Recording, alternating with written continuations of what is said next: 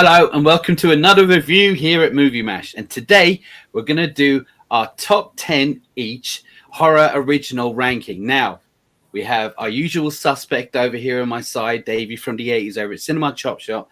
And if you don't know who he is, you'll know by the end of this video. And I'm going to put a link in the description to check his channel out because it's pretty good. Now, tell us a bit about yourself, Davey, before we carry on. All right, so my name is Davey from the 80s, and I represent Cinema Chop Shop. You can tell by the hat.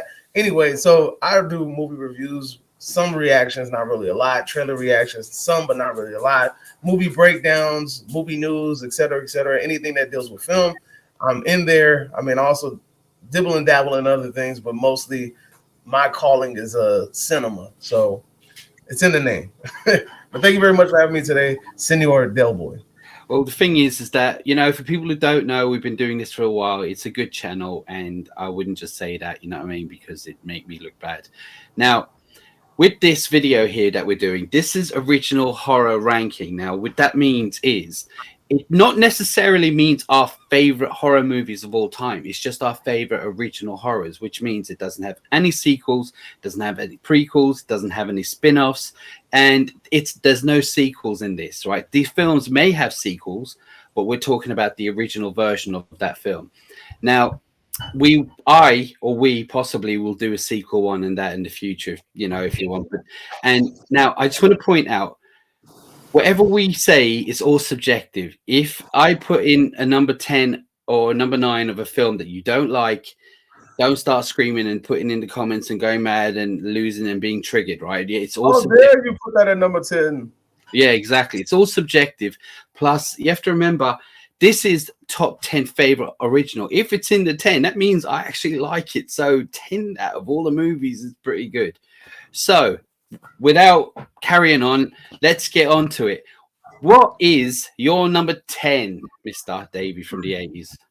All right, so my number 10 is a movie that I recently rewatched. Now, upon rewatching it, I didn't really what's the word I'm looking for?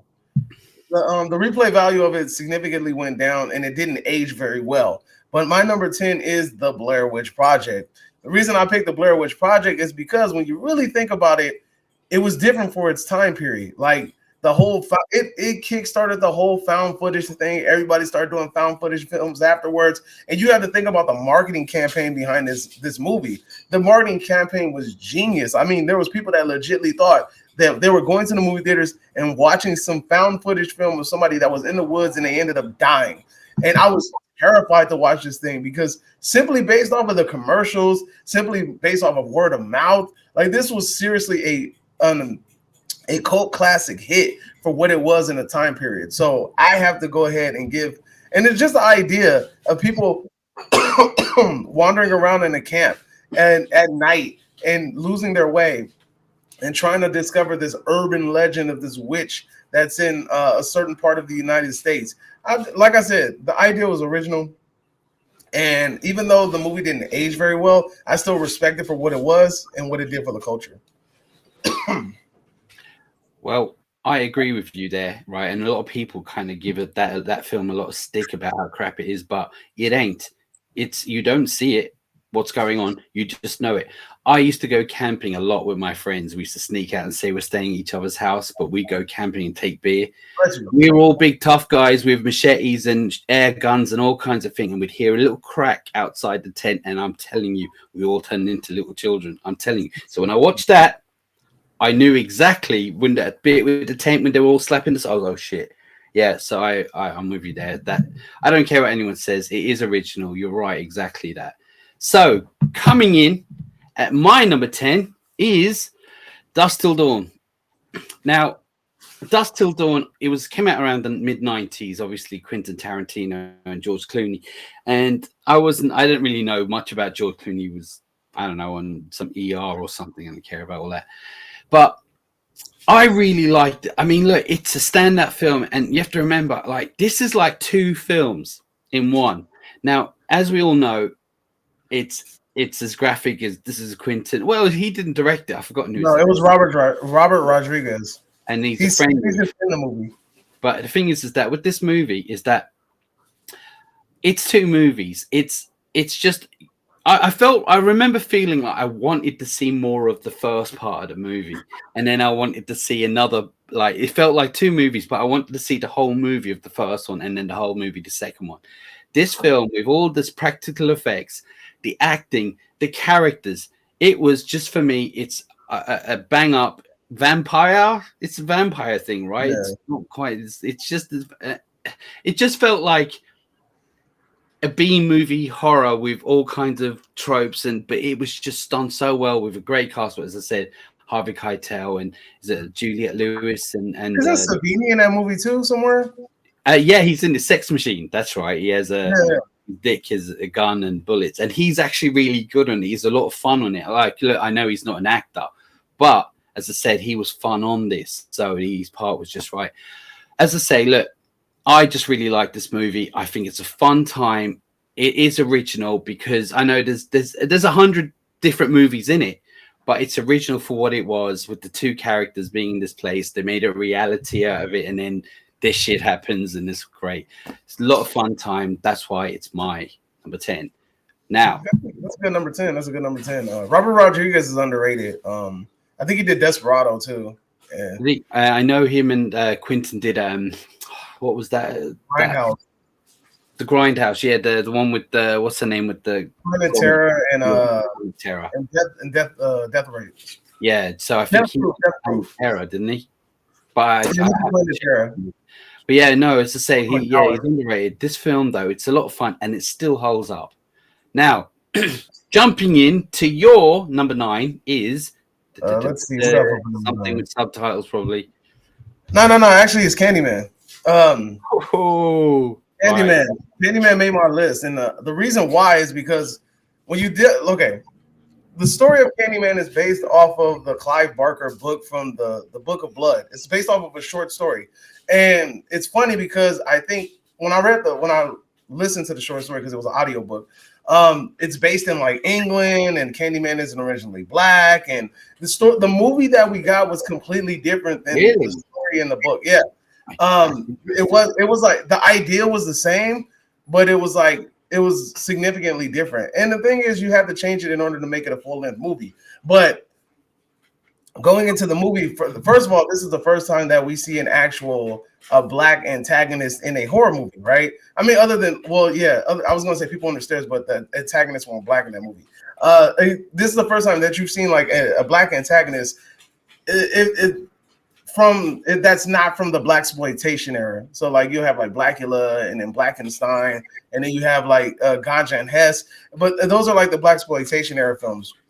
But this is the first time that you see like a legit horror movie with a black lead. So that to me that was really unique for its time period. Also, when you're thinking about Candyman, the character, and the idea that urban legends coming alive and killing people, it's a really cool concept that, like, to me, was super original for his time period. And I mean, it was cool that they went into Chicago, and it's crazy because when you think about it, especially in urban communities, every urban community has their own little like stories, right? Like we all have our own little urban legends. I remember at the elementary school I used to go to, you couldn't go to the second floor because there was clowns on the second floor that would kill people. It was certain bathrooms that you couldn't go to because somebody was killed in that bathroom or something like that. It was always these little ideas that were thrown around. And it was really cool to watch a movie and to see that how those urban legends actually played into something that would happen later on in life. So kudos to Candyman for doing that. Shout outs to Clive Barker. Shout outs to Todd. I was about to say Todd Gurley. Tony Todd. So yeah. Well, I actually thought the thing is about Tony Todd and Candyman that you were saying about the black exploitation. Sorry, and it's just he became and is a horror icon. And not only is the character a horror icon, but Tony Todd is kind of a horror icon in himself because, like, when he turns up in a horror film, it just all of a sudden it elevates. He just brings something to it. Do you know what I mean? Like, I didn't like that thing we watched there. What was that one we had the argument about? Crowley, Victor Crowley. Yeah, Victor Crowley. I didn't like the film, and then Tony Todd came in. I was like, oh, it's got good all of a sudden. Do you know that kind of thing? He was good, but he I pops up agree. randomly, like he's in Final Destination. He was in Hellfest. He's in all these random movies. He just pops up. You're like, oh shit, there's Tony, and you just automatically. But I heard, hey, look, I'm just saying. From what I've heard, Tony Todd is the nicest man if you ever get a chance to meet him. So I really hope to meet him one day. I heard he's like a sweetheart. Well, he plays a great character in Star Trek as well, by the way. Just like that. I didn't even know he was in Star Trek. That's Yeah, nice. he's not a full time. He's one of a reoccurring character. Do you know what I mean? You know Star Trek. You know Worf, big Klingon, big head. Well, it's his brother. Are you talking about the dude with the little like wiggly things on his forehead? Yeah, he's a big. You know, he's a big. Yeah. Well, it's his brother, and he comes in it. But when he comes in Star Trek, you know he's in it, and it makes the episode. You know, it's going to be. This is going to be good. Do you know what I mean? And it always is. So that's cool. Tony Todd is a legend, a horror legend, but he's a legend anyway. Now, coming in at my number 9 is Jeepers Creepers. Now, Creepers. The thing about Jeepers Creepers, right? I remember watching this and being like, the first, we'll say, 20 minutes of with this beating you, bloody van thingy chasing him and all that down the road in this kind of quiet countryside, see him throwing those bodies down with this kind of silhouette. You don't see him. I was actually terrified. Now, the reason why I've picked these films, these are the films that I've watched a few times and will watch some more. This is why they're in the list. This is how I chose. But I've seen Jeepers Creepers quite a few times. Now, what I say is the acting with what's his name? Oh, what's that guy's name? The kid's name? I know what he's talking about. I know exactly what he's talking about. Oh my god, it's I'm freezing on it. But yeah, he's really good. It's one of his first early roles. I think this was terrifying. Now, I will say that the film dropped for me when the wings came out in the film. Really? I thought that kind of added to it. It does now. It does now. But I remember Justin Long. That's it. I remember watching it, and all of a sudden, it just became, oh no, and he starts flying, and then it dropped it, and I was like, all right. Now when I watch it, I have a different opinion. I'm like, no, because like we went from 1 all the way, and now we're seeing more of it, and I really like it, and I appreciate it. I actually like 2 as well, but that's a different video. Yeah, I like 2 as well too. What I was going to say is that I found this to be terrifying, creepy. I think he's an original character. There's something off key about it. Do you know, like this 20? He comes back every 23 days, and yeah, for about 3 or 4 days. I actually like the fact that we don't know why. There's something evil. There's a demonic reason for this, and we don't know why. And I like the mystery of that because he is a mystery. Yeah. I like that about him. He's a complete mystery.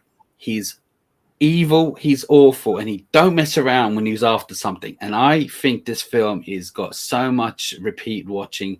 I will watch it again. I think this is a great film. The fact that it's in number 10 means a lot anyway, so that's what I'm going to say. I'm going to leave it at that. Number 9, Jeepers Creepers. Right. Good pick. That's a really good pick. I remember watching that movie. I really enjoyed it, and like you said, the Creeper is a very original character, and it kind of sucks that we're in an age where the last 2 movies that were done didn't really do him justice. We have the whole debacle with the director and things like that. So I really feel like that character will never be able to get to that level that I feel like he deserves because he's a very interesting concept. So I had hope for, but anyway, that's another story. That's a conversation with another. So coming in at number 8, we ready to do number 8? I'm ready. I have Saw.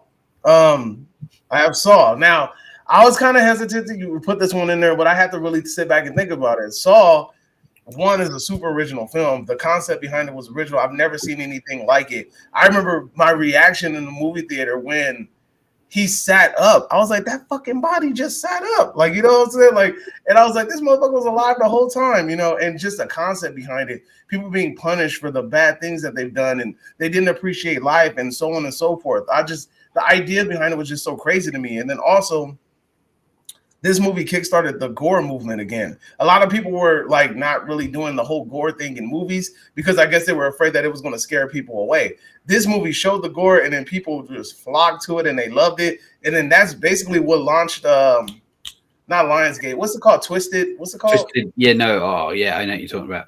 Right. I was going to say Twisted Metal, but it's not. That's the game. Yes, Twisted Pictures. So somewhere it goes. I know, yeah, and Twister, yeah. Yeah. So the Twisted, whatever. I forgot the name, but Twisted something. That kickstarted their whole thing, and they started being the go-to company for like those early 2000s horror movies that had like a lot of gore in it or whatever. So, kudos to Saw because it spawned a hell of a lot of sequels. I mean, the whole idea of watching, a lot of people went to go see these movies now simply because of the twist at the end, right? And it went back to the art of actually having people interested in going to the cinema and looking. It became an October staple to the point it legitimately became a staple in October. So kudos to them for doing that. Original concept, like I said, it means a lot to the horror community and the horror culture. So, yeah, no, I agree with you with Saw. Right, I remember my friend saying you'll never get the ending, and I was like, look, I'll get this shit. Yeah, I always I'm really good at this. Didn't get it right. And apart from what you were saying about the ending with all the kills are very inventive on this movie. And that's that they're actually like nail biting, eyes closing type things. So that's another reason. Even if you don't like all the twists, the kills in all of them have been pretty consistent. Anyway, but that's another story. But Saw 1 is definitely original. There was nothing like it, and the idea was really good. I 100% agree with you there. Now, I'm just going to jump into. Can you hear me? Yeah, I can hear you. I can hear you perfectly fine. I'm going to jump into my number 8, which is The American Werewolf in London. Now, obviously, it's London where I live, and I know the locations, but it's not that yet. This film with the opening, like whoever knows, is just you've seen it, right? It's been a while though. When they're walking on the moors and they're told to stay off the moors, and the camera pans in at them too. It's dark, it's cold, it's wet, and you can hear this pattering of footsteps. Yeah, and you hear howling, and they're like, "Oh shit, we're on the moors!" Like, I'm like. I was watching this, maybe late last year, and I was thinking, yeah, what man, this still those little, like you were talking about the Blair Witch a second ago, those little things like I can't see it, but I know it's there, and that was great. Now, apart from that, the practical effects on this to this day, to the point where Michael Jackson saw this movie and said, right, I think his name is John Landis, who directed this. He said, I need this on my Thriller album because this came out in the early 80s, so it was before Thriller anyway. But he said, I need that. And actually, Thriller was pretty decent. Definitely. But I was just saying is, and the practical effects. Now, this has a blend of comedy in this. There is lots of humor in it. But there is some real scary moments like the underground. Now, here I live near all the underground. At night, when I walk in the underground, and there's this dead silence when it's late at night and everyone's gone home and it's the last couple of trains, whatever, right? There's this dead silence in these tunnels, and you could say, and there's an echo, and it just does nothing. When this dude is walking through the tunnels, and all you can hear is the howling in these tunnels, and I know because I've seen that. It's just terrifying. The acting is pretty decent. Now we don't see those actors. I can't remember his name. We haven't seen them on much since that movie. I'm sure they've done a few things, right? But he recently went to Monsterpalooza, or he went to some. He went to Monster. He went to one of these horror cons I just went to. Well, as I say, look, this film here was, to me, it's so original with the blend at the early 80s with the blend of comedy, but the terrifying nature of what was going on. And the practical effects, and it's in London. Yeah, it had to be an American, of course. But as I say, and in London, well, this film has to be in my top 10 anyway. So that's why I am saying it's number 8. Yeah, that movie is simply just amazing. If you watch that movie for anything, just watch it for the practical effects alone. That alone will floor you. Yeah, it's sad that the one in Paris didn't really do it. I didn't mind it, but anyway. I'll save that for another video. But yeah, let's conversate for another day. But yeah, like I said, if you're gonna watch a movie or anything, definitely just watch it to appreciate the practical effects. Because when you watch that movie, you always hear like people say, like now when I show people older movies and they're like, "Oh, that looks so fake," I'm like, man, let me pop in American Werewolf real quick and let's see if you could say the same thing, because that movie and The Howling have some of the best Yeah, practical. Howling is up And there. the Yeah, thing, and the thing. that's what I mean. But, But and they were on a budget as well, so it's just like like you see the video I did with the Evil Dead yesterday, right? I have no money, but it was somewhat effective, if you get what I mean, because I had to think harder without using anything I had. And back then, like, you know, Jesus, but that is the standard. What everything any werewolf film after that had to be, and a lot of them didn't live up to that. But anyway, yeah, think about like Night of the Living Dead. Like that movie used like chocolate syrup and ham, you know, as for like so he used chocolate syrup for blood and he used ham for like flesh, like you know. So you just got to be creative. Yeah. But you kind of get a leeway when your movie's in black and white. I was about to say you could have been blue for all we know. Do you know what I mean? But still, if it looks good, that's all that matters. But yeah. So coming in at number 7, I have Damien Leone's Terrifier. And the reason I'm going to put Terrifier on this list is for like a couple of reasons. One, because of Terrifier, I feel like that has brought back the whole B movie grindhouse. I feel like there's been like a small resurrection of it because of this film, because of the success of this film and its sequel.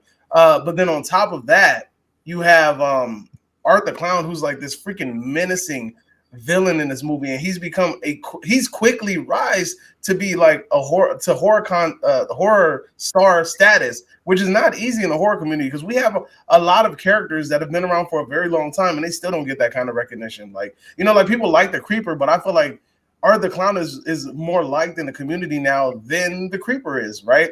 And you have to really think about it. He can't talk or he doesn't talk. So everything that he does, the way he communicates is all body language, just his mannerisms and the way that he carries himself and the facial expressions he makes. He has to do all of this without saying a single word. And to me, that's very, very important. On top of that, when you watch Terrifier 1, it's nothing more than a freaking love letter to the 80s.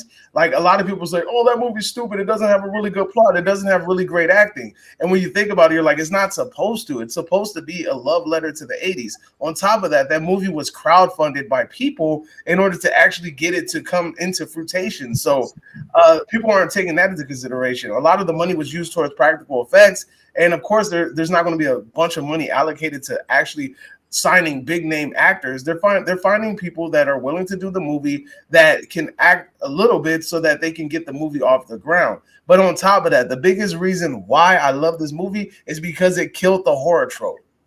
Not only does this movie have some fantastic kills in it, but it kills the freaking horror trope. Most horror movies, they always use a knife, a chainsaw, a machete, whatever the case may be. This motherfucker was getting his ass beat by a 2x4 and pulled out a damn gun and then shot her. It was the funniest shit ever. It caught me off guard. I did not expect that to happen. And I love the fact that they said, fuck it. We're going to make this as realistic as possible. Because think about it. If there's a killer out there going around shanking people and stabbing them and killing them and all that, and then all of a sudden somebody gets the best of them, it's good to have a plan B. His plan B was that pistol in his ankle. So he shot the shit out of her. And it was funny because he shot her when she's dying, and he unloads the clip in her face. And you can tell like he did that out of frustration. Like, I didn't want to have to use my gun. I wanted to take my time with you, but this is what you get, bitch, for actually taking advantage of me and beating me. So kudos to them for doing that. Terrifier coming in at number 7 for me. I could put it down to that. He brought that as that was his in case of. Exactly. Emergency. In case of, you know. But no, I agree with you there with as a Terrifier, since we'll say, especially with the last year, right, with Freddy and Creeper and all that, yeah, I don't hear, he is the most, that's all I hear about is Terrifier, the character. I hear about him constantly. And as you said, he's just shot into the horror icon now. He's in there now. That's it. He's pop culture.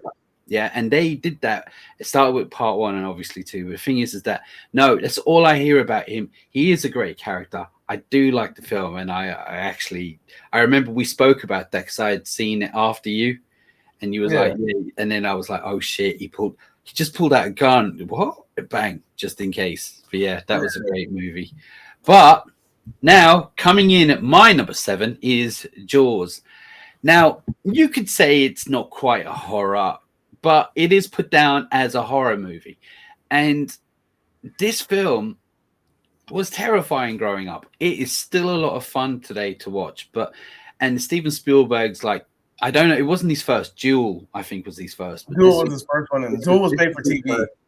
This also, I don't know if people know that we all know what the summer blockbuster is we all wait till summer for the big blockbusters. Well, this was actually the original summer blockbuster. This is what started the trend for summer blockbusters. And you don't see the shark that much in the film because it didn't work half the time, but it works. And a part of, like a few other things we've spoken about, I always find what's terrifying is your imagination and what you don't see, like we spoke about Werewolf and the pattering on the moors and oh shit, I don't see it, but I know. And it's the build of it. I think this film is so good, and it still holds up. If you played this and all right, some of the clothes, some of the music, obviously it's the 70s, right? If you played 75, if you play this to any person today who likes horror who hasn't seen it, more than likely will enjoy it. There is a few kills, like when the guy got bit in half at the end. You know, that was pretty gruesome. Like, you know what I mean? The bit where he's like, his face struggling not to fall into the shark's mouth. Yeah, it was the look on his face where you're like, oh my god, I'm feeling it. Right now, as I said, you could say it isn't a full-on horror, but it is put down as a horror movie, and I think this film, it just stands the test of time. And it is just an all-round great movie. We got John Williams' score, with you know, which doesn't seem on paper, it didn't sound like it would be any good, but it works. We have with those guys going out on the boat at the end and all singing songs and all kind of trying to shoot with the barrel.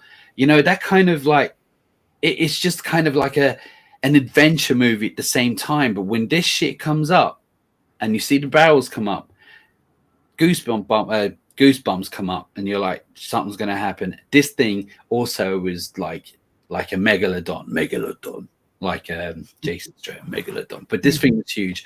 But apart from that, it is a classic. It still holds up. It really does. I mean, all right, there's a few bits and pieces here that look a bit dodgy. I know, look, it was the 70s and all that, yeah, but it still holds up. I think this is a classic. I think it's great, and I watched it before 100 times, and I'll probably watch it another 100 times again after. So yeah, that's why it's in this list. That movie kickstarted to me, it kickstarted the whole animalistic horror trend, because you didn't really see too many movies about like animalistic horror. Then afterwards, you had movies about like bugs and tarantulas. Well, I mean, yeah, there was more of the big tarantulas and the big bugs and stuff like that. But this was more grounded in reality, huh? You see, there was one called The Swarm with Michael Caine. That sounds familiar. I mean, there's a movie, bloody beans. Something like that. There's a movie called that's about a snake. So there's that. I mean, there's arachnophobia. There's like there's a movie about like killing monkeys and stuff. So I mean, you know, the list goes on. But I felt like this was the movie that kickstarted most of the animalistic horror stuff. On top of that, you mentioned how they're about the filming of the animatronic shark. But it's funny when you go on the Universal Studios tour, they talk about how it was hard to get that shark to actually float, that it kept sinking to the bottom of the ocean. Yeah. So they were saying that they had so much problems filming this movie, and it almost never even happened. So yeah, man, Steven Spielberg's like actual directorial debut on the big screen, because I know Duel was like a made for TV thing, which is also an amazing movie. If you guys get a chance to watch that, great movie. But yeah, so I could completely understand why you picked Jaws. It's a great number 7. Number 7, right? Yeah. What I was going to say is with the barrels, every time you see the barrels come up on the movie, they come up with this idea because they couldn't get that shark to work and it was taking forever. And the barrels was an idea where it's floating, it's stuck to him. It worked. I mean, what a simple idea, but it worked. You know, and you see those barrels, you're as scared as you saw the fin. You know what I mean? And yeah, this was a great movie. Anyway, look, on to your, I think, number 6. Number 6. All right, so just like you said, I got to throw in a foreign movie always. I'm surprised it's been all of them so far, but no. Well, this one is a very interesting movie because it's French, I believe, and I think they just dubbed it. I think they just made an American dub and just brought it over here. But it's a movie called High Tension. All right, this movie I know you've seen the cover. It's a girl with short hair, and she has like a she has like a saw with like a big ass blade, like the circular saws, and she's holding it like that. I'm pretty sure you've seen. I guarantee you've seen I this know cover the somewhere. name. I guarantee you've seen this cover somewhere. But anyway, the reason I'm picking this movie is not because it's like some. It's a good movie, right? It's a fun movie. It fits into that early 2000s kind of like slashery kind of deal. It's like the Twisted Productions or whatever. Like, you know, it kind of fits into that era, right? But the reason I'm picking this movie is simply because of the ending. I'm not going to tell you the ending because you haven't seen the damn movie. But if you've seen this movie, the ending, the twist at the end was like, what the fuck? Like, that shit was crazy. The ending of this movie, the twist was amazing. The kills in this movie were top notch. I mean, I even have one of the kills in this movie in my top 5 goriest kills video that I did. It involves a freaking table. But yes, this movie's hella gory. It has a good story. It has a likable cast, and the twist at the ending is worth your time. Trust me. All right. Well, I was going to say to you was were the kills any good? But you just said that.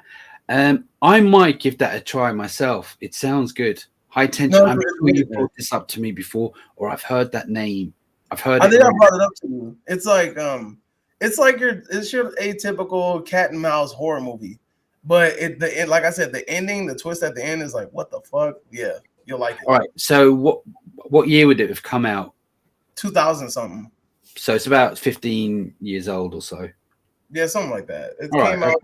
Let me see. I'll get you the actual date, but yeah, but nah, this movie it's worth it. 2003. Came out in 2003. It's originally a French film, but as an American dub. Okay. Okay, I'll check it out. All right. All right. So coming in at my number 6 is The Exorcist. Now, this film, it's the standard of horror films. Like this was banned in this country for a while. And I mean, look, before I was born, it was banned. But I'm saying is this film, there was ambulances outside the theater in the US for people that were just passing out. And if you look at it, along with the practical effects, and if you look at, there was something wrong with this film, the whole feel to it. Now, like, is it Father Mirren? I think his name is at the start of the film when he's in, I don't know, is he in Afghanistan or something? And you He's see, in the Middle East somewhere. yeah, but you see this statue. Now you're right. So what's there's something just off key about that statue. Yeah, it feels eerie. Randomly just there, and it's kind of, even he's looking at it like this just as random. Anyway, I'm going off, but apart from that, all right, there's a few bits in it, you know, are a bit extreme, but I'm just saying is when it comes to practical effects, all on the face and the way she's bobbing around. I think the young girl, what's her name? She hurt herself. Linda Blair, isn't it? Linda Blair. She was hurt through being thrown about the place. But as I say, when it comes to horror, the bar is high on this. Yeah. Now, I do remember being young when I watched it, and I felt like the pacing of it was a bit off. It's a bit slow. There's a lot going on with the priest. There is a lot of people say that. Yeah, it is.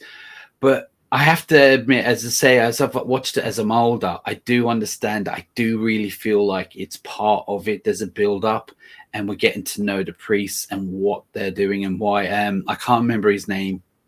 It's Jason Patrick's father, anyway. I know that who plays one of the priests, and he's kind of the star of the movie. But as I say, we get to know a lot about him, and it's all that. And I feel like it's a bit slow, but I feel like the character build up towards the end is great.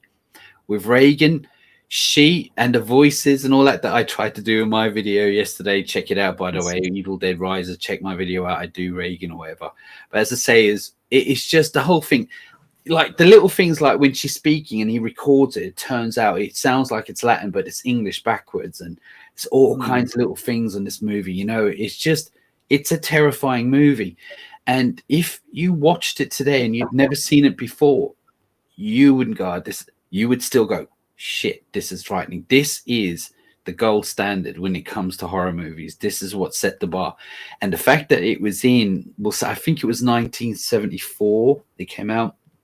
This was like, there was nothing like this really in this kind of evil, over the top, kind of frightening type movie. Like there was nothing like this, and the fact that it came out then kind of shocks me because films were like in the 70s and 80s, they're all like hammer horror and this and that and the next thing, but this was just above the rest of them.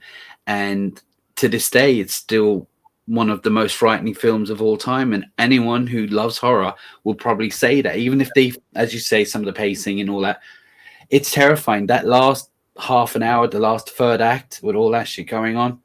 And I don't think anyone, I think maybe one or two people die in it, not many. Yeah, definitely. I think it's like 2 to 3 there's people. no gruesome deaths on it as such. Yeah, they kind of have them like off screen in a way. Yeah, but as I say, like it's just like I said about the other movie. There's something, the presence feels like it's there throughout the film. It just feels like it's there. It feels like there's something wrong with this movie in a good way, and that's why it's in my number 6.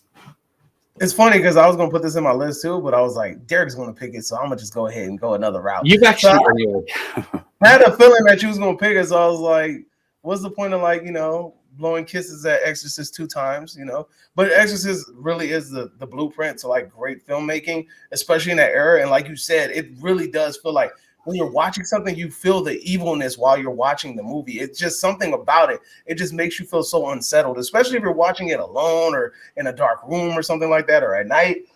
That movie makes you feel uncomfortable. And like you said, Linda Blair was injured while she was doing the film. If you watch this show called Cursed Films, it talks about all these different movies that had curses on them. It talks about The Omen, which is a movie that you love, and The Exorcist as well too. They said the guys, because basically Reagan, when she was doing that thing in the bed, when she was going like this, right? She was attached to like a pulling device. So the guys were yanking her back and forth. But the guys said that during the scene, one of the pulling devices broke, and she was still doing that, and nobody was pulling her. So that's what they're claiming, right? So that's what I'm saying. So why, if you have a minute to watch Cursed Films, but when you watch this movie, it just feels like there's something different about it. Even when you see like Pazuzu's face, like kind of like randomly flash up on the screen at times. Yeah, it's I was going to say, watching that, right, and this randomly, it was random when it came up. This white face. I was like, I remember when the VHS back in the day, and to get that pause part, it was just a nightmare. And it felt like, why is this in this film? Is there something wrong? Was it only my VHS? It said to say, why is it here? Because it felt random. That was a frightening idea, and he just threw it in at a random place. Again, well made. This film was great. Yeah, definitely. Love that movie. Coming in at number, what do we have? 5, right? 5. Train to Busan.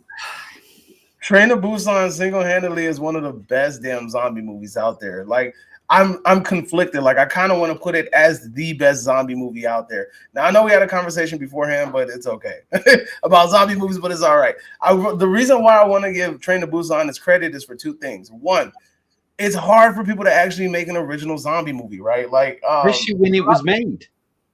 Exactly, right? So but the idea is like, almost every idea for a zombie movie has been done. And when you think about the basic synopsis on it, people on a train, stuck on a train with a zombie infection popping out, you're just like, okay, that sounds kind of similar to every other damn zombie movie, just in a different setting, whatever. But this movie has heart. It has storytelling. It has characters that you really like. It has drama that's kind of embedded into the movie that has nothing to do with the zombies. It has something to do with a father and daughter's relationship. And then you have other characters in the movie that you give a shit about, like the big dude that plays in the Eternals, and then his wife that's pregnant, the old people and things like that, like the kids that on the baseball team.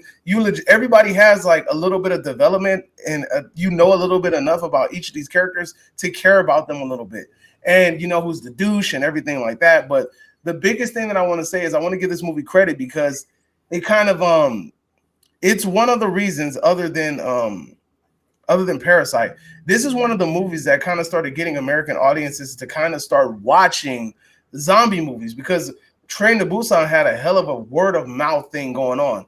A lot of people were like, yo, have you seen Train to Busan? Have you seen Train to Busan? Have you seen Train to Busan? And I heard about this movie for the longest, a very long time. And I've never watched it. And I just like, you know what?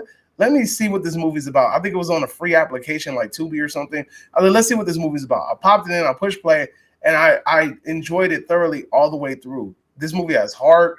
And you can tell, like, I was afraid that some scenes, yeah, they're CGI, but most of the time they actually have people in makeup and costume doing most of the stuff in the movie, which I appreciate because that's kind of a lost art. You know, you have people like posing and doing like that shit.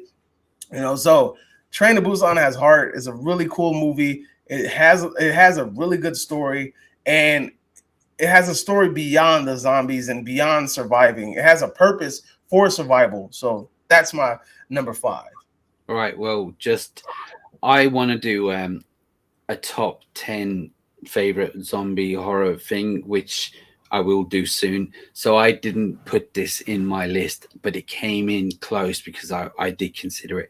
You said everything I was going to say, but there is one more thing I was going to say about it is you've got the character development or everything, but the pacing, it never stops. The whole film, from the second that shit kicks off, it never does. There is downtime, but it's only moments. Yeah, this film, the pacing of this film, it never gets boring. Even when the downtime, it never stops. This film is a classic. And I had a number of zombie movies that I loved. When I saw this jumped straight into the top of them. Now, I'm not going to say until we do a zombie top 10 thing, but it is definitely in high on the list. I really like this movie. Good choice. Now, coming in at number 5, and if you lean back a little bit, it will give you the answer. Well, all right, not all of it. All right, Psycho. It says Psycho, right? Psycho, the 1966 black and white. Right. On making this list, I had to choose. It was quite hard, but let me tell you that Psycho was already in this list before this was already in this list. No matter what, I knew I was going to be put. I don't know where, but it was going to be in the top 10. I love this movie. I loved it when I was growing up as a kid, watching it. I think my mom had it on when I was a kid, and I watched this. I don't know what was going on, and I would love to be a fly on the wall to have seen the audience in the 60s, to have seen the twist ending of it being him, the mom. I think we might have got it today, possibly, but back then that was just like nothing had been done. Anthony Perkins' character and the way he played Norman Bates was just nothing but genius. He was great on it. What's her name? Jamie Lee Curtis's mom. I think her name is Janet Lee. Is it Janet Lee? Something like that. Yeah, Janet Lee. She was like, at the time, I don't know if you know this, and people who do and don't. She was the biggest star. She was the big star of the film, and for her to be killed off halfway through the movie was shocking to everyone. It was Hitchcock's idea. He wanted that to happen. Yeah, and have. Can I say something? I'm sorry. Yeah. Is that the reason why Scream killed off Drew Barrymore in the beginning of the movie? Was that like a nod to that? I don't know if it's a nod to, because that is the opening where Drew Barrymore died. You know? But I'm just saying, like, because they promoted the movie as if Drew Barrymore was an essential part, and then they killed her off because she had a big name at the time. It could have been a nod, could have been an idea. But the thing with this is that with Janet Lee, we follow her stealing some money. We followed her being worried about the police. We're following her till she gets to this place, right? There's going to be a psycho there. She's going to end up being the final girl. No. So we've watched this whole story arc of her, and it's dead. You're like, what the fuck? Yeah. Do you know what I mean? Yeah. And with Norman, he's such a likable kind of, you feel sorry for him. You want to give him a hug and like a bag of sweets or something. Do you know what I mean? Like, I do it. And it turns out this motherfucker thinks he's his own mom, and to me that's terrifying, that he doesn't want to be. He thinks, he snaps, he becomes her. He actually two different people. He's actually cleaning up her blood because, oh no, you've done it again. It's like, no, motherfucker, you did it. Do you know what I mean? And I love this film. And would you believe this, that as much as I love this and as much as it would get into number 10, and I don't want to go on about it, it ain't my favorite of all 4 of them. Do you know what I mean? Yeah, no, we talked about it. Yeah. But as I say, like, I really adore this movie. I still think it holds up. I think if anyone watched this today, they would enjoy this. All right, the twist at the end is still good. I think we're a bit more up to date with twists now. You might pick up on it if you hadn't seen it. But the mum sitting in the window at that time, she's just frightening. The silhouette of her, you're terrified of her. and she's not even there. It's just a body, and it's him all the time. Alfred Hitchcock brought this film to life, and I think I asked you to record the Psycho House when you went to, is it Universal? Yeah. Yeah, and you saw, because I love it that much. I even wanted you just show me a picture of you being there with it. That's how much I like it. Yeah, because they have the hotel and then they have the actual house. If you go during Halloween Horror Nights, when they drop you off, you can actually walk by the motel. So you can walk by the motel. But the thing about it is, when you're walking by, you're getting ushered through because it's like a scare zone. So it's like people popping out and you're supposed to keep it moving. But yeah, so you do that, and then also when you get to where the Psycho House is at, you have a photo op opportunity to take a picture with Norman in front of the house. I'd love to do that because it's such an important film in my life because I love it. It's great. I do believe this film was ahead of its time. Apart from the acting and the story, the twist, it was just ahead of its time. It is just a bang on great movie, and that's why it's in my top 10 as number 5. Definitely, I got to give you kudos to that. That's a great pick. Honestly, that slipped my mind. See, this is how you know this movie is effective. My aunt grew up watching Alfred Hitchcock movies and William Castle movies, so I've learned about all these movies growing up. I knew about the twists and turns or whatever before it even happened, right? Because my auntie tells me about it. So she told me about Psycho, tells me about this movie, tells me about the twist or whatever. And I watched this movie and I watch it, and I'm still surprised. And the whole reveal still caught me off guard, even though I already knew what was going to happen. So that just shows how much of an effective filmmaker Hitchcock was. And now that you mentioned something about like, it feels like it's two different stories in the movie. Like you're watching this lady take the money. You're just like, okay, so what does it have to do with the Psycho thing? And then she gets to the hotel. You're like, all right, here we go. Now we're getting to it. It feels like two different movies. And then I was watching The Birds yesterday, and that felt like two different movies. You watch the movie and it gets all the way to this point and you're just like, all right, this is a love story. And then all of a sudden, then they start to add in the bird aspect and things like that. Alfred Hitchcock was an excellent filmmaker, ahead of his time. I don't think we'll ever get another Hitchcock. No, but as I say, I love Psycho. But anyway, look, I could do, you know what? One day I'm just going to do all the reviews, and I have so much to say. I could go on about it all day, but I won't. But I'm just saying it's number 5. Now, sir, Mr. from the 80s, what is number 4? Number 4, I believe this movie is directed by Guillermo del Toro. Pan's Labyrinth. Either he directed it or he did the special effects, but I believe he directed it. Pan's Labyrinth. Have you seen Pan's Labyrinth? I have, yeah. Pan's Labyrinth is a freaking amazing movie. And the reason I wanted to highlight it is because of this. We all have those kids movies or those movies that we watched as a kids that weren't necessarily horror movies, but they had scary little elements in it that kind of like threw you off, like Dark Crystals, some scenes in like Never Ending Story, Little Monsters. Yeah. Like you have some elements in these movies that just freak you out as a kid. Ernest Scared Stupid, like you just have all these little gremlins. They're not necessarily like straight up horror movies, but they just have little elements that freak you out. This movie was the first time where I felt like they took a fantasy element and they took on kind of like a kids movie, and they just like meshed it together and they made it actually terrifying. That monster with the no eyes, with the eyeballs on the hands, the fawn, and then the backstory to dealing with the little girl and her father. I think it's just, the movie is just fantastic. Like I can't applaud that movie enough. And I'm glad that I actually went to the theaters and went to go watch this movie. I'm actually glad that it was available to go see. Because again, it was a foreign movie. It's subtitled. It was an indie movie at the time. Finding those movies is really, really hard, especially in LA. Finding indie movies is a little bit easier now because you have all these different like smaller theaters that are kind of like that are dedicated to showcasing these independent films. But back then it was really hard. But yeah, shout out to Pan's Labyrinth, dude. That was a freaking amazing movie.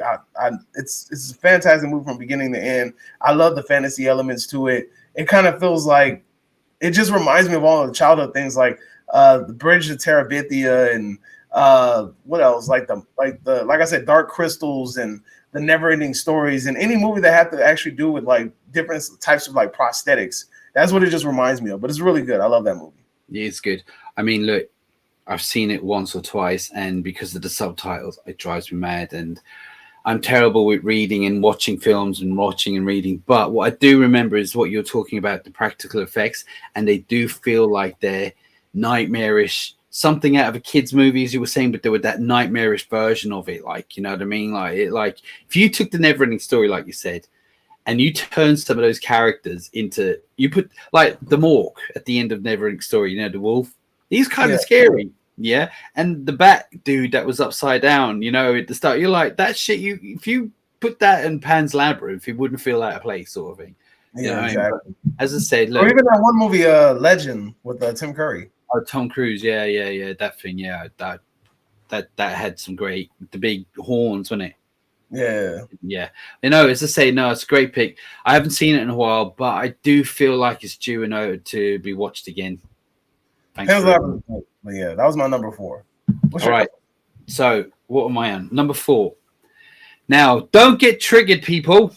Please don't get triggered, because this is number 4 and it's really high on the list, but it is John Carpenter's original Halloween 1978. Good pick.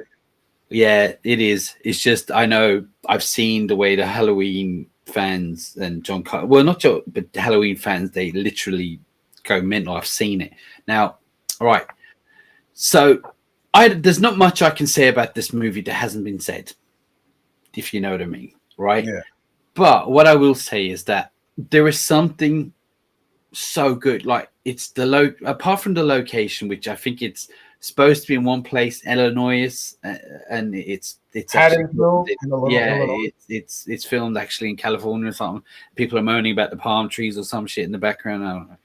What I'm saying is, apart from that, is there's this kind of, it feels like it was Halloween. It has that kind of like time period on it. You know, it feels like it's just getting colder, and it's got I love that. And it's just, there's this eerie about this killer who's killing for no reason, doesn't speak. A bit like the Terrifier without the facial expressions, but you know, like, doesn't speak. He's just killing for no reason. And Halloween, he gets out, as we all know. There's not much I can say about it. I just feel like this is a classic. Apart from certain clothes and certain bits and pieces, this film, and I don't think it did well. He struggled with this movie. I mean, it really flopped hard, and now it's one of. It was a late bloomer. So what happened was flop at first, and then like word of mouth got out because it was in like a small circuit of films. Had word of mouth go around, and then basically people start putting butts in the seats. And now it's one of the most celebrated horror movies of all time. It's in my top 10. But as I say, look, there's not much I can say about this movie that hasn't been said. It's just, I have seen it 100 times. I'll probably watch it a shitload more. It's definitely time to watch it around Halloween. I think you have to. It's just like it's one of them unsaid rules. Do you know what I mean? But you know, like with the killer of Michael Myers, he is a horror icon, and he is one of the best horror. I mean, not all of them are great, but his character and the essence of what's going on it's just terrifying what he's doing. This film is great, and I don't really want to say, because this film has been reviewed and said to death. I'm just saying this is my number 4. What do you think?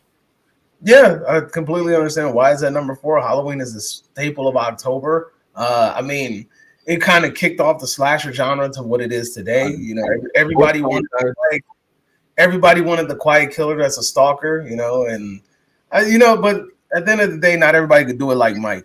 But yeah, I completely agree with everything that you said. I mean, Jason tried to do it like Mike, right? I don't know. Technically, yeah. I mean, Halloween, Friday the 13th 2 is so much different from part 1, but it's okay. No, I know. All right. My number 3, I think you'll appreciate my number 3. Okay. Coming in at number 3 is a more modern movie, Summer of '84. Summer of '84. I forgot all about this one. Oh my god! '84 has to single-handedly be one of my most favorite modern movies. It came around a time when everybody was starting to get back into the whole like the band of kids riding around in the summer type film. Because I have to shout out Stranger Things for that, because Stranger Things made that shit a little bit popular again, right? Stranger Things made it popular. Also, when the It movie actually came out, part 1 and part 2, that kind of piggybacked off of that, and then people were kind of getting used to the whole band of teens or band of preteens coming together and then trying to like figure something out or try to fight some sort of evil. And this movie is like Stranger Things. The idea, like the concept, the camaraderie, the old school feel to it of Stranger Things meets Disturbia with Shia LaBeouf, if you guys have seen that movie. So I feel like it's like the perfect blend of these two movies. The score is phenomenal. The ending is great. And it's funny because the movie keeps you guessing. Like you're watching the movie and you're just like, yeah, man, I agree with the kids. And then you're just like, oh man, I don't know, maybe the kids was wrong. And then you get to the end of the movie, you're like, oh shit, that was right the whole time. Oh my God. You know, and then that ending, that dialogue at the end, when he gets the kid and he tells him that sick ass dialogue that I'm still trying to find to this day because nobody wants to upload it on YouTube. So I'm gonna have to find a way to rip it myself.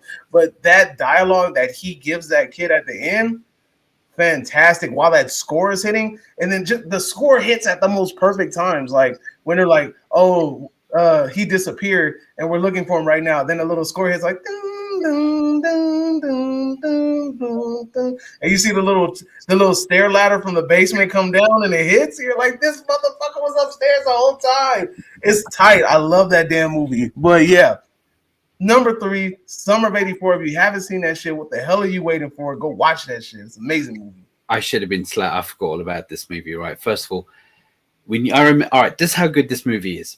I remember you recommended it. I hadn't even heard of this movie. I know what the fuck is he talking about? Yeah, Summer of '84 sounds like a Bryan Adams song or some shit like that. Right? Yeah. And next minute, I was very tired when I put it on, and I shouldn't be putting stuff on when I was that tired. I was putting it on, and all of a sudden I was awake, fully awake. I was like, and then I went down to get some like something to eat, even while I'm watching it. Like I was just stuck. Now, apart from it being, like you said, Stranger Things and all that, I still felt like they weren't going to go there until they opened that shower curtain and that bath was, and I was like, oh shit, this film's just gone up another level. This is like an R rating now. This, because it still could have been borderline 12, PG-13 sort of thing. You know what I mean? It went down. Oh my God. And as I say, I don't want to give it everything away if you haven't seen it, but what he does at the end to that, you know what I'm talking about? Yeah. I didn't think that would happen. I was no way. This film, now for people who are watching this, if you've made it this far and you haven't heard of this movie and you've not, Summer of '84, I'm telling you, the reason why I'm saying this, because I know a lot of people haven't heard of this at all. Even now, I don't know how well it's done. Just it seems to be just nobody knows it. So now you know, you've heard it from us. Go and watch it. Comment below and thank us later. All right. Seriously, thank us later. That movie's amazing. It's just like, yeah, there was nothing. It was so good, and it's such a shame that no one. It hasn't got the love it deserves. Like all these other movies that are all right, and then that one came out, and it's just that good. Anyway, look, I could go on about it all day. Right. Mine is it my number 3? It's my number 3 now. Right, all right, here we go. My number 3 is Lost Boys. Okay. Now I know it's a commercial type movie. It's not one of these deep, dark undergrounds, thou shall not. Right. The thing is, yeah, he's a legend, that dude. He's iconic. Anyway, the thing is about this movie, right? Look, what I liked about it, what I love about it is when I was a kid, all the vampire movies, which by the way, I still love the old Dracula from, Christopher Lee, Hammer, horror type thing. Most vampire movies had that same type Victorian kind of, that kind of look about it. It's always the same. True. There was always, even though they were good and there were so many different ones, it just felt like, I mean, even with Salem's Lot, it still had that kind of like, the killer himself had that the vampire tropes. Yeah, this thing modernized vampires and made it trendy. It made it these bunch of kids that you love who were missing, who were just rebels, who were troublesome anyway, probably big trouble, also are fucking vampires. Do you know what I mean? Yeah. This film, and obviously with the cast, was Kiefer Sutherland playing David.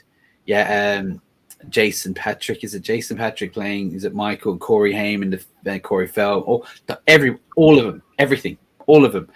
This film is so much fun, and do I even need to mention the soundtrack, the location, the beach, the fun fair, the saxophone? Yeah, I have that soundtrack. I listen to it actually quite regular. But this film, it just took a horror vampires and turned it into they modernized.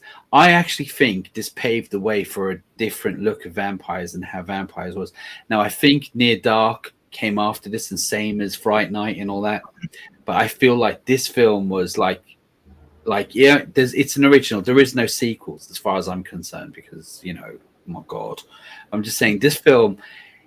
I know it's not full on horror, but there is a lot of eerie kind of horrible moments. Like the start with the security guard, and when those two are in the car, and then when I think one of them, there was a party where they're all jumping around a fire and they all jumped off the tree and tore them apart, and it's like, oh shit, these guys aren't messing around, and they're young and they're wild and they can fly. Do you know what I mean? You're like, oh shit, this film is just great. Now, I just want to point out Richard Donner, who done Superman, he produced this.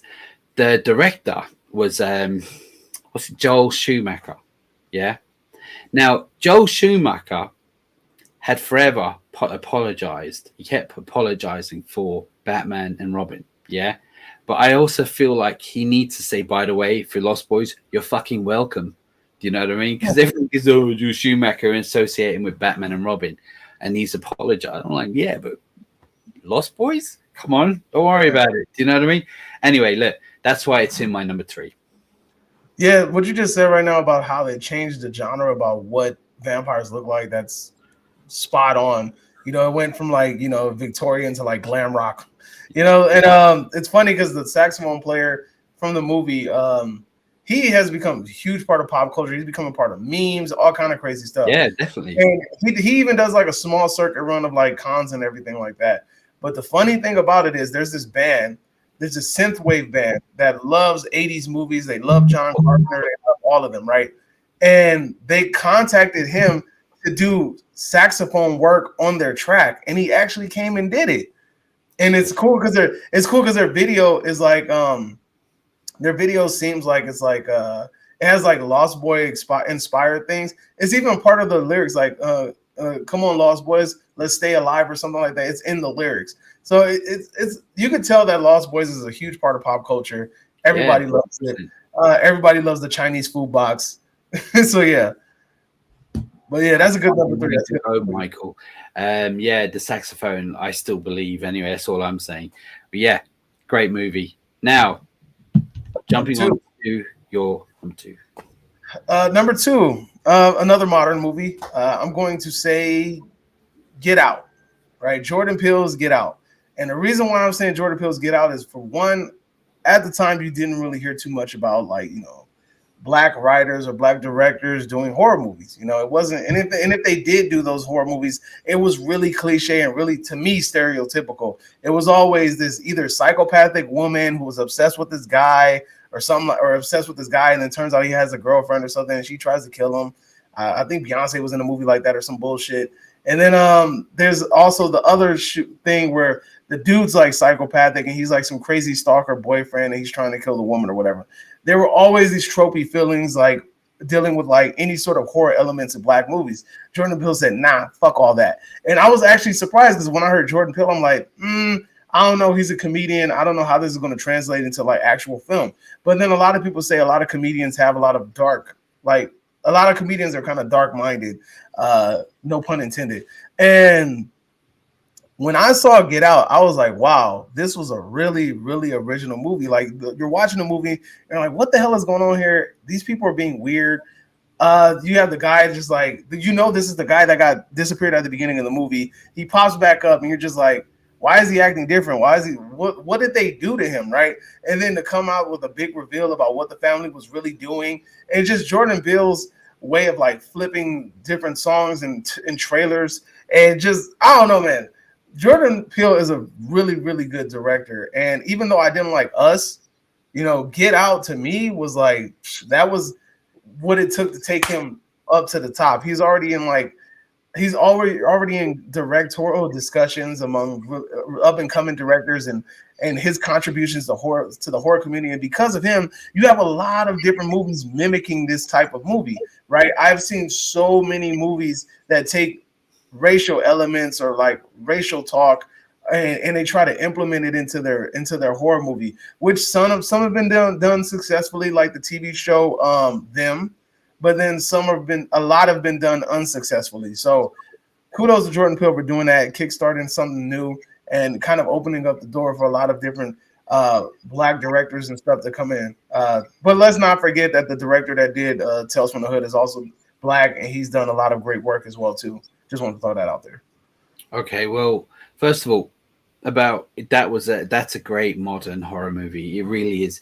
I mean, look, there's elements on that scared or freaked me out more than, like, all right, I wouldn't say more than others, but there's parts of that movie that freaked me out that didn't freak other people out. Example, do you remember the lady, the black lady who was I don't know, she was working in the kitchen and she's always smiling and shit? No. And then when that tear comes out of her eye, there's so, like that, and she's smiling away, and that big tear just runs down her face. I'm like, that's freaky, because to me, there's someone inside trying to get out, and she just can't. But the emotion of that person is coming through to the big smile, and stuff like that freak me out. Apart from the tension, I mean, the tension on this movie, yeah, like you could have actually cut it like that. It was just it was just amazing. This whole film was so good, and I agree with you. It deserves to probably be in this top 10 list. I'm glad you brought it up. And yeah, and the thing about Jordan Peele, just because of that movie, everyone gets excited for what he might be doing next. Whether you liked what was the other one, Us or Nope. Yeah, it doesn't matter. The fact is that each movie, if you don't like it or not, it's so good and so different. There's an edge, there's a different to it. You're excited for what he's going to do next. For if the director of Halloween 4 was going to do a Halloween 5, you know what's going to come. With him, you just don't know what the story's going to be. It's going to be a hit or miss, but regardless, it's going to be original. Yep, exactly. So coming in at number 2 is The Omen. Now, all right, so the thing about The Omen, because of course, but the thing about The Omen, right? Yeah, I know people will go, what? That's number 2. But for me, this is terrifying. Look, like we spoke about The Exorcist, there is a presence through this whole movie. And I think there's documentaries. Look, it depends on how you believe. Cursed films. That's one of them. Cursed films have. Well, no, there was an actually hour-and-a-half documentary on this thing and all that, right? But regardless of that, whether you believe in all that, I still think it's interesting watching it. It's fun. But anyway, look, this film, directed by Richard Donner, who went on to do Superman after this film is terrifying. It's one of them, the presence there. You don't see it. There's nothing, but it's there throughout the movie. Even when the little kid isn't in it, it feels like this presence is watching everything at all times. It's like a good versus evil type, hell versus heaven type thing going on. And the boy, I think it was done really well, where he's just a boy. The way they shot him, they just let you play. We're just going to record you. Don't do much. Don't do talking like they did in the remake, where the kid was trying to squint and look evil. This kid just looked off key no matter what.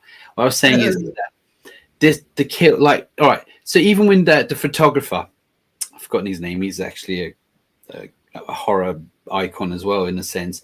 When he was taking the pictures, and each picture he could see the line going through someone's neck, the pole going through the priest, and then that shit would happen. I'm like, this film, I don't know, man. This it's just wrong. And the music, oh my God, the music to this movie is just already frightening. Now, on another note, today, I'm going to upload this in a little bit later. It's a short, right? Today, where I walk the dog is by the hospital, where the nanny pushes the mum out the window. Yeah. Now, I was there today. I recorded it doing a short while I was walking the dog. I'll upload that short later on. And for another note, next week, big day. Ask me what I'm doing, Davey. What am I doing? I'll tell you, since you asked. What are you doing, Del Boy? What are you doing? So I'm going off and doing the locations then and now to see what they look like today. I'm going to go all the locations of the Omen all around London. There's a few outside London. I'm still going to probably take about 2 days to do it all, but I'm going to get all the locations. So tune in and check out that video for when I do it, by the way. So it's coming up soon. I can't wait to do it. It's going to be so much fun. But as I said, with this film, from a young age, I saw it quite young and terrifying, which everything terrified me when I was a kid. But when I watch it now, there's something biblical wrong. It's just all over the place. It's terrible. The acting with Gregory Peck, Lee, I know they're old school actors and all that, but it's just that I think that's part of it.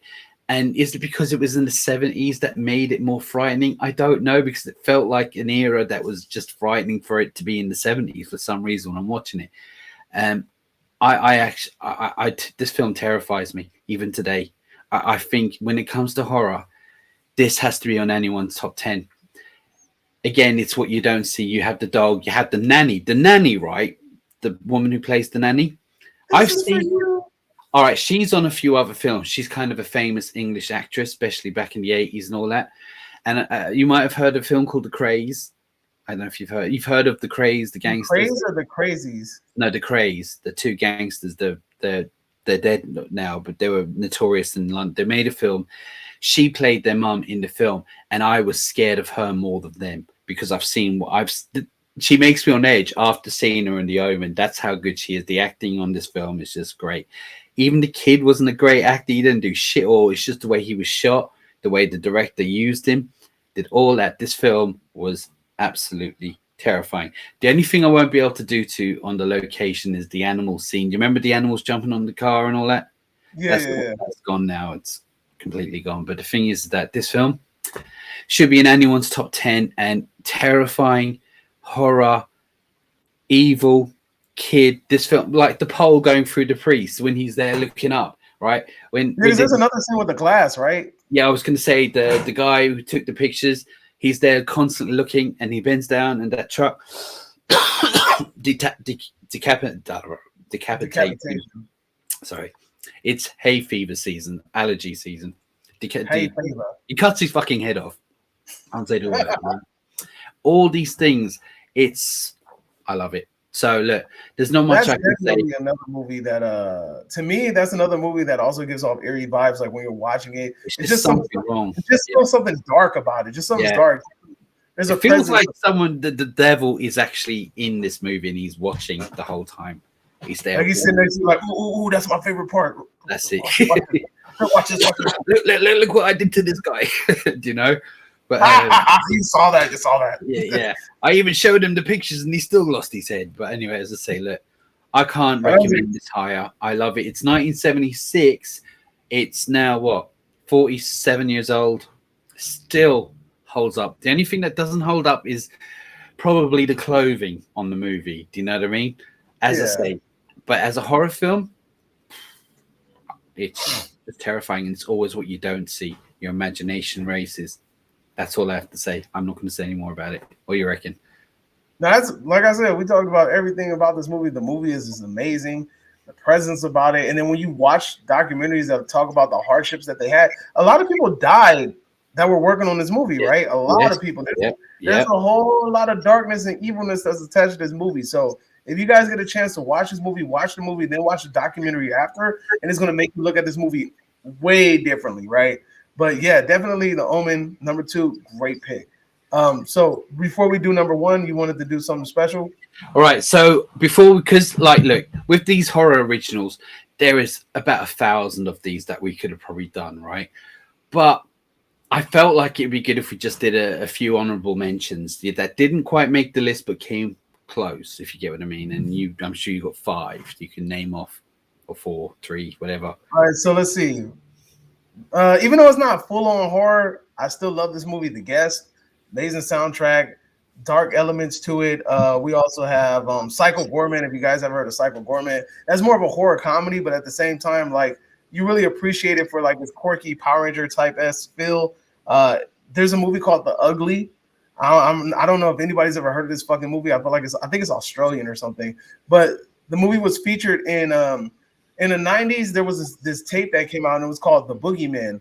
And all it was a it was kind of like a documentary or mockumentary type thing where they talked about all these different horror icons. So it'll be like Jason, Camp Crystal Lake, body count 1,200 people.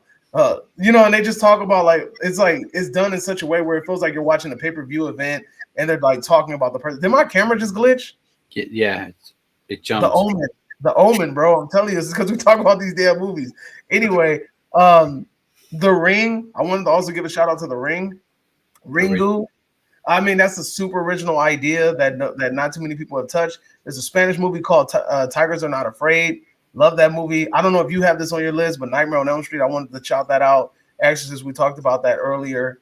And that's about it. I'm sure you could probably spin out easily another 20. But yeah, definitely. Here's something. Right, so this is my 5. Right, so number 5, I've got 5, is Hereditary, Frailty. Bill Paxton directed it. Matthew McConaughey starring in it, Powers Booth and all that. This is an underrated movie. It's not many people seen it. When I saw it, I couldn't believe how good it is. I love the mental side of it, where you think that dad is having some kind of mental breakdown. He's pushing his kids into killing these people, and you're guessing through the whole film, is the dad making it do it? Then you don't know if it's the brother and all that shit at the end. This film, look, I don't want to talk about it all because it's just an honorable mention. I just think this is well made, and it's a shame that Bill. I mean, as far as I know, he didn't do any more after this. A shame he died in general because he's a legend. But I'm just saying is. Oh, quick mention. Do you know the saxophone guy from Lost Boys? Yeah. When I was a kid, I thought that was Bill Paxton. I swear to God, I thought it was Bill Paxton. But anyway, as I say, look, great movie. Now, I just want to jump onto Final Destination. Now, it ain't my favorite movie and it ain't my favorite franchise, but I have to say the idea and the original idea of this movie of that if you cheat death, it will come after you. You're not allowed to cheat. And he cheated death by having some kind of psychic vision, which doesn't happen to anyone. Everyone cheated death because of that. It came after him. And we got, yes, Tony Todd, who's kind of telling us when, how, and why. This film was great. I love it. It's not my favorite, and it's not, but I do think the idea of it is original. I think it's really good. Now, coming in at, where was the next one? Saw. We spoke about it.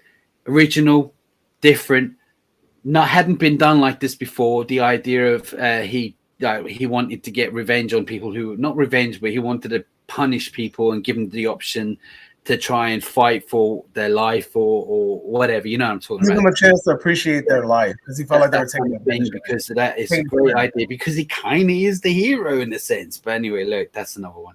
Right, Hereditary. Now, the reason why I'm saying Hereditary, I know it's not a big film and I know it's not a big commercial film, but this film is, for a modern horror, this film is really frightening. Yeah, there is imagery on this movie. There's little things when the nan flashed in the background. There was that dude, that naked dude that walks out at the end. Oh, that terrified me. I see a shadow of a naked man dude. I'm like, what the fuck's going on here? This film with the girl, everything. This film was so well made. I think it's great. I'm not going to go on because it's not in the top 10, but it is so good and it's so original. The story is brilliant. Now, jumping in to number 1, Candyman. Right, so I don't need to say much about it because you said most of everything you're saying. But like you said, the urban legend thing, which was great. It's in a poor neighborhood, and the final girl, who is a final type of final girl, I don't know. But the thing is, the way he traps her and cons her, and he's playing with her, and all the just great. I don't need to say much about it. You've said it all. Just thought I'd throw it out. That's my be my victim. It's just so many little iconic things about Candyman. But I'm surprised Candyman was your number 1. That's a really good number 1. That's solid ass number 1. It nearly made my number in the 10, but all of them nearly did. But all right, number 1. Oh, my number 1. All right, so my number 1 is Hereditary. Right, you just mentioned Hereditary. You talked about all the the scenery and the imagery and things like that. And the reason why I mentioned Hereditary and that's my number 1 is because it introduced the element to the horror community that was not seen for very long, right? In the 70s, 60s, we had horror movies that really told actual stories. It had really deep plots, it had really interesting characters, it had really cool themes, and it built something. And then eventually the slasher genre came to be. Exactly right. Eventually the slasher genre came to be, and it kind of took away those elements. And with the revival of the slasher genre in the late 90s, early 2000s, it took away some of those elements again. So here comes A24 strutting in, and they say, you know what, we're going to do a horror movie, but we're going to take it back to the roots. We're actually going to tell a really good story. We're going to try to make you think. We're going to try to make a cohesive story, which I believe that they did perfectly, right? It's a really good story. It follows a very scary looking little girl. And also, this is what we talked about when we were saying like, oh, you know, like the idea that we don't get those what is his name? We just talked about him, Alfred Hitchcock. We don't have those Hitchcock-esque directors. The fact that the little girl's head goes missing in the middle of the damn movie, because I thought that I was under the impression that she was the main character. I thought we were going to be following her the whole time. I was actually worried about her as well. I was like, oh shit, like, you know what I mean? All the way in the back, and what? Right, so I'm just like, okay, cool. Like, you know, like we're gonna watch it. I was like, I'm gonna watch this little girl become a menace. That was my idea. I was like, she's gonna be the next big thing. She's gonna be the next big horror icon. Man, she looked crazy. All right, let's go. And then, boom, head gone missing. She's dead. I'm like, she died. I'm like, how? I'm like, she died. I'm like, I thought she was the main character in the movie. I'm like, so I'm supposed to follow this dude right here that looks like Harold and Kumar? I'm like, come on. Anyway, but then he picks up, and then we find out that he was really the whole reasoning behind the movie.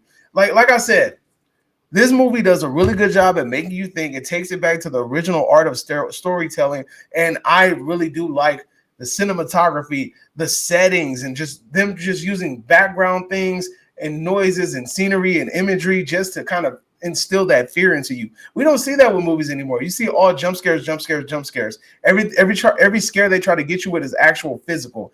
This movie tries to set a tone, and the tone works. That one thing where you hear the banging on the door, like, and you're like, what is that? And then it's her banging her head against the door. You're like, wow. When she's on the top and she's sawing her neck off, that was crazy. You know, the naked random old man, that shit was unexpected and scary. You know. Yeah, and he came out of a shadow. What the fuck is that? You know? And then they're smiling, and I'm like, oh shit. This is fucked up. Exactly. That movie was super unexpected. And it's really, and then the more you watch it, the more you start to pick up on little things like, oh, that's what that meant. They were kind of trying to hint at you and tell you and allude to things earlier on in the story, but you didn't pick it up, you know? So Hereditary is my number one.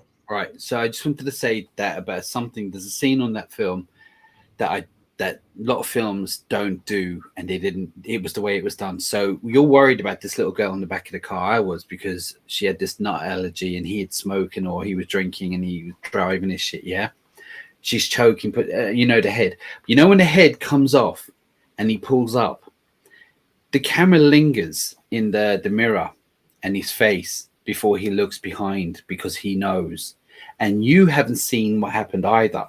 You just know what's happened, and it's lingering, and it's giving you that tension. Like, I can't look. Like you would be in that situation. Like, I can't look back. I know it's bad. I know it's bad. And the way it was done, and the way they lingered on him. No, a lot of horror films just jump to the, oh shit, she's dead. No, it just panned on him and stayed on him, and you felt it. It was like you were I felt like I was sitting in the front seat with him, and I can't look back. I can't look back. And then I think he cuts to her head on the floor or some shit like that. Yeah. And I'm like, it's just, they could have just gone bang. Oh shit. No. He was just frantic. He was like, oh shit, she's gone. Something it was just the way it was done. Great movie. Fucking great. Yeah, now, I know not everyone loves this movie, and that's fine, because it's all subjective. I do like it. I'm glad it's in your top 10. I'm glad you said it. Right. Now, coming in at my number one is The Leprechaun, starring Jennifer Anderson and Warwick Davis. No way. I'm kidding. All right, I'm joking. I was like, whoa, no way. Yeah, you see it through a curveball there, right? No fucking way. Although I do enjoy it enough, but anyway, all right, no. So, yeah, all right, look, it's Nightmare on Elm Street. Now, look, Nightmare on Elm Street has become so commercial over the years that we actually forget what the first one was about and what happened. Because of Freddy Krueger became kind of a cartoon character towards the end, you kind of think of Freddy in the one-liners. But if you take Freddy out of the situation, his character, and just give you the idea of someone can come to you in your sleep and terrify you and fuck with you and butcher you like constantly. That's without Robert England's Freddy. Just something or someone can do that, right? That's terrifying on its own. But adding this character, Freddy Krueger, who is now like probably one of the top three biggest horror icons of all time, played by, and obviously turns out that not many other people could play him, is terrifying. The idea of this movie had never been done. Nothing had ever been done where fall asleep and you have to sleep. You can't get away. How do you fight this? You can't. You're taking like coffee and all them stay awake pills and all that. You can't. People forget how terrifying the first one and the reasons why it was terrifying. Freddy was at his most scariest in 1, 2, 3. This all. I think 1. I give him 1, and that's about it. There is, I think, 2. Look, we'll go into it another time, but I think in 1 he was his most scariest. There was a few. I don't know if there was many one-liners. There's a couple here and there, nothing major, but it's just all in the shadow, the silhouette of his eyes. You can see part of the burn. You don't see it all. He didn't fuck around. And don't forget, apart from everything I've just said, the kills were so inventive. So, like, that's one thing I'll say, even about the poor Freddy movies, the lesser good with 5, 6, 7, whatever, right? The kills are always inventive. They it's like they sat around and they thought, what's the best way to have this? And each kill is different, and it's not just stab, stab, stab or someone. It's all inventive. Really good kills. As I said, people forget that this film was terrifying back in the day, and if you get rid of all the other movies and you forget about 2, 3, and 4 and all that, yeah, this film is a classic. Now, again, I keep saying that people are saying they, as the one liner, the Freddy with the sunglasses and the shades. No, forget all that shit. Go back to the first. Have a rewatch. It'd never been done before, and it kind of, I don't know if it's been done since, but probably not well. This film is great. Wes Craven, he just brought this shit to life, and that's all there is. And it's they call it New Line Cinema. It's the house that Freddy built. They call it because like they literally put everything on the line for this movie, and it was a hit. To the fact then that they're actually making Lord of the Rings movie and the Hobbits now, like, you know, that kind of thing. That's where they're at. So great movie. I couldn't sleep tonight if I didn't have this in my top 10, but it had to be number 1 because look, I know it's commercial and I know it's obvious in a sense, but no, this film, there's nothing like it. I don't think there's anything like this film, and that's my number 1. Yeah, I completely agree. Freddy Krueger himself is just a very interesting, original idea for a villain. Like, you know, somebody that can attack you in your sleep, can kill you in your dreams, and if it happens in your dreams, it happens in real life. You know, he had a little brief. And then and the cool thing about it was a lot of these movies don't really try to give you too much of a backstory about the character, but we actually got some backstory on Freddy, which was not really typical of that time, especially with a slasher film. You know, so again, the cinematography in the movie is amazing. The practical effects that they use. Freddy was serious in that movie. He wasn't goofy and campy and joking around. He was really there for business. He was going to come there and kill you and then move on about it. Because you know what does that sign say right there? Elm Street, right? Huh? Elm Street. Oh shit! Right? Yeah. I see it. Yeah. Yeah, so, you know, Freddy was about business. He's going to come. And then even think about it. The iconic weapon that he uses, something that you've never really seen before, a glove with blades inside of it. And not only does he utilize that, but he changes his shape. He changes his shape. He kills you in very unique ways, like you just said. I mean, come on, dude. The list could go on. I can sit here and praise this movie forever.